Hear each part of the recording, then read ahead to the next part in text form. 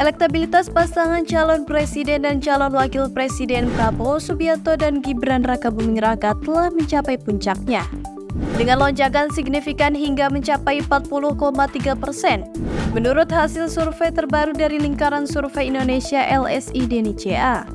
Meskipun sebelumnya menghadapi serangan terkait putusan kontroversial Mahkamah Konstitusi MK, elektabilitas keduanya malah semakin kokoh dan terus meningkat menjelang hari pemilihan presiden 2024.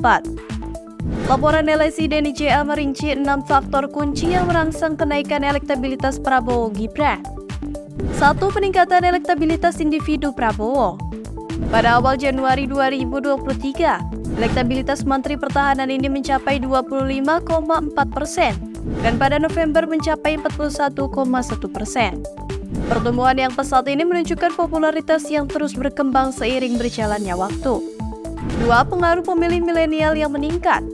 Pada Oktober 2023, pemilih Prabowo dari kalangan milenial mencapai 36,9% dan angka ini terus meningkat menjadi 41,6% pada November 2023. Pengambilan Gibran Rakabuming Raka sebagai cawapres dari kalangan milenial dianggap sebagai strategi yang berhasil. 3. Relevansi gemoy dalam menarik pemilih. Pemberian julukan gemoy kepada Prabowo menyeratkan ketertarikan khusus dari kalangan anak muda, memberikan dampak positif terhadap elektabilitas. Sikap Prabowo yang santai dalam menghadapi serangan dan kehadiran yang menggemaskan membuatnya dicintai oleh generasi milenial. 4. Dukungan dari wong cilik dan kelompok ekonomi rendah. Pemilih Prabowo dari segmen pendidikan tamat SD ke bawah dan pendapatan di bawah 2 juta per bulan mengalami peningkatan. Contohnya dukungan dari segmen pendapatan di bawah 2 juta rupiah per bulan meningkat dari 36,2% pada Oktober 2023 menjadi 40,8% pada November 2023. 5. Efek positif dari serangan terhadap Gibran. Paradoksnya serangan terhadap Gibran malah meningkatkan popularitasnya. Sebelum serangan pasca putusan MK, elektabilitas Gibran mencapai 69,4%.